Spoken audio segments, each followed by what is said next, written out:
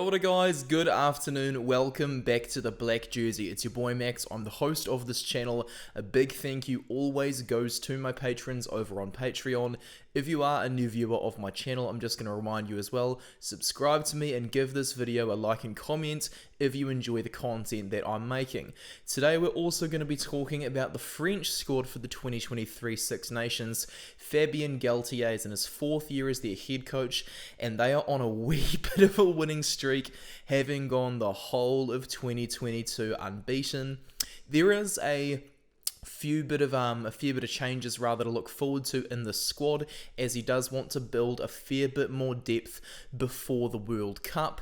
Though the French squad has always been subject to a bit of chopping and changing, the Galthie era has looked enormously settled compared to other eras of French rugby, so they are on track to do very deadly things, and hopefully they can repeat their efforts from 2022 Six Nations Grand Slam. We're going to go straight into the hookers, and Julien Marchand is of course the first choice at 27 years old, but beneath him they want to develop a bit more talent by the looks of things. They have one cap Tedu Bobigny and Gaetan Barlow, who's 25 years old with 4 caps. Those two, I don't know a ridiculous amount about either of them, but they haven't gone for Chris Toliafoa, they haven't gone for Piato Malvaka, and they haven't gone for Camille Shah because they want to look at 4th and 5th choice players. And you know what I have to say to France? You know what, mate? Good on them. You've got to build depth for a World Cup, and because hooker is a key decision-making position, you do need to have genuine backups for Marchand outside of Malvaka. Over to the props, Winnie Antonio, who is in my 2022 World 15, a very, very big lad, is set to win his 50th test cap as he's on 47 right now at 32 years old. Cyril Baye, who keeps improving a lot, is also in the team as well. 29 years old, 38 test caps. He's kind of starting to enter his prime right now, and as he used to be a back, his hands are very, very soft and going to come to good use. Sepal Faliata, the prop, 25 years old with 7 test caps. Don't know a bit about him either, but you know what? Maybe it's just my problem for living in New Zealand where the time zone's very different. Mohamed Hawass, though, I'm not too sure if they should be continuing to select him due to convictions he has received. I wouldn't want to go there, eh? We do have Danny Prezzo back in the mix though. 29 years old with 18 test caps, doesn't seem like a ridiculous amount, but this guy is very solid, been in and out of the team throughout the years due to injury. Hopefully he's going to finally get a decent crack at it this time. And Reda Wardy rounds out the props at 27 years old with 2 test caps. Clearly just a bit of a depth building thing yet again. We go over to the locks. Unfortunately, guys, Cameron Woki is not in the team. He made a post on Twitter saying he's been ruled out, so not too good over there.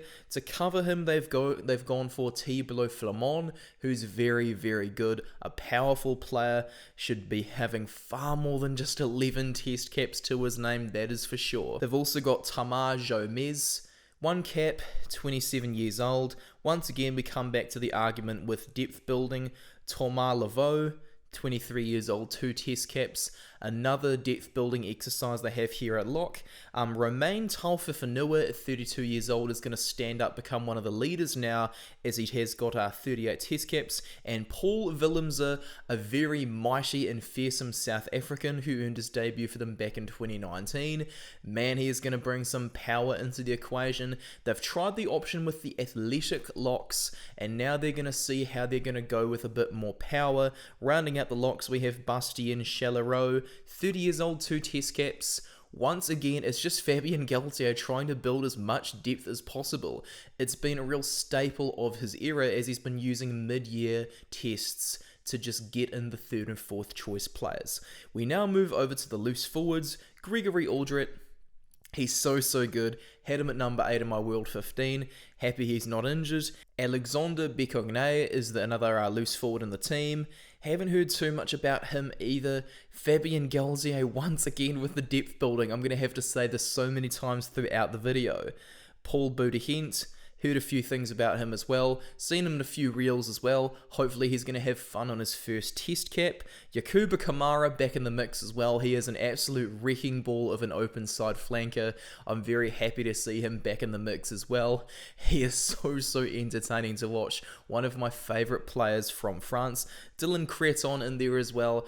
He's built a bit of a reputation up over the years, and he's not a bloody bad impact player off the bench at all. Francois Crow, he was in my Six Nations team of the tournament last year, a reliable pick. Same with Anthony Jalonche, 24 years old, still with 22 test caps. He's definitely got an even higher ceiling to reach, and boy is he starting to get very close to it right now. Sekou Makalu, 27 years old, 11 test caps. I've got no issues with him being in the team. He's done a fine job in the past as a backup option.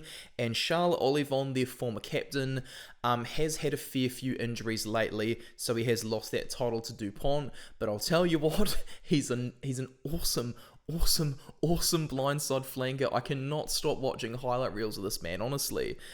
He deserves far more than just 28 test caps at 29 years old, and it's just a testament pretty much to how much injury has really affected his career, and it's a huge surprise to me. He continues to play so well. Over to the halfbacks though, we've got neither of the Maximes, Machino or Luku.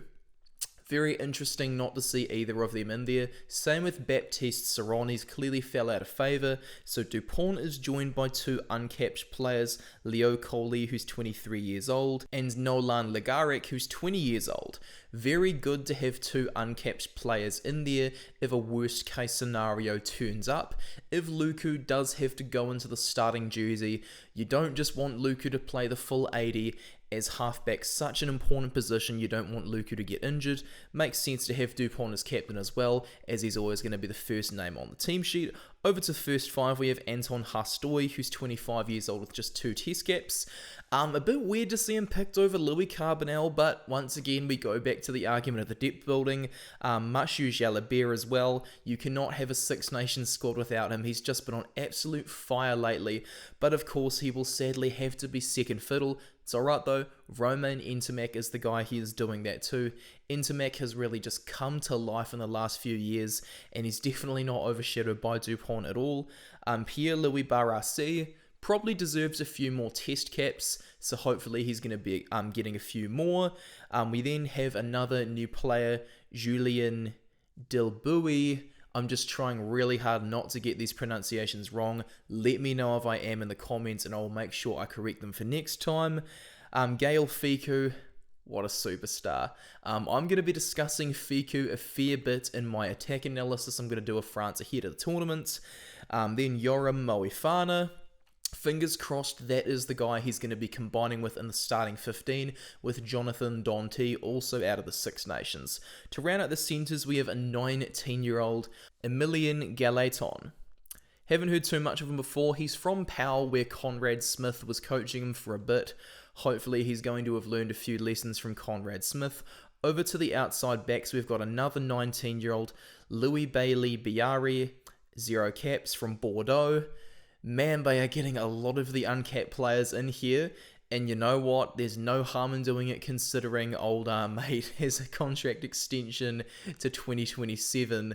Fabien Galthie is really just not taking any chances. He just wants to continue building that depth, as I've continued to say. Mathis Labelle, 23 years old, looks very promising. Hopefully he's going to get a fair bit of game time on the wing. Damien Penaud was always going to get named at wing. He's starting to creep up there on the list of France's highest ever try scorers. He's another major talking point I'll have for my attack analysis. We then have Romain Bureau, uncapped, but that's alright. This is as of course Brice Dulon proved he didn't really have it anymore when he got his recall in 2021, so Melvin Jaminet does appear to be the second choice, with Thomas Ramos as the first choice. Very good choices to have both of them as the first and second choice fullbacks, as they have a lot of cohesion with club level teammates elsewhere in the squad. Aside from Aldred, the whole lot of that first choice spine plays for Toulouse, but that's okay. Jaminet does play for them as well. Righto guys, this is going to be a very interesting Six Nations for France. Fingers crossed they can keep building on their momentum. That'll be the end of today's video. Thank you very much for watching, and I'll see you next time. Cheers guys, from Max.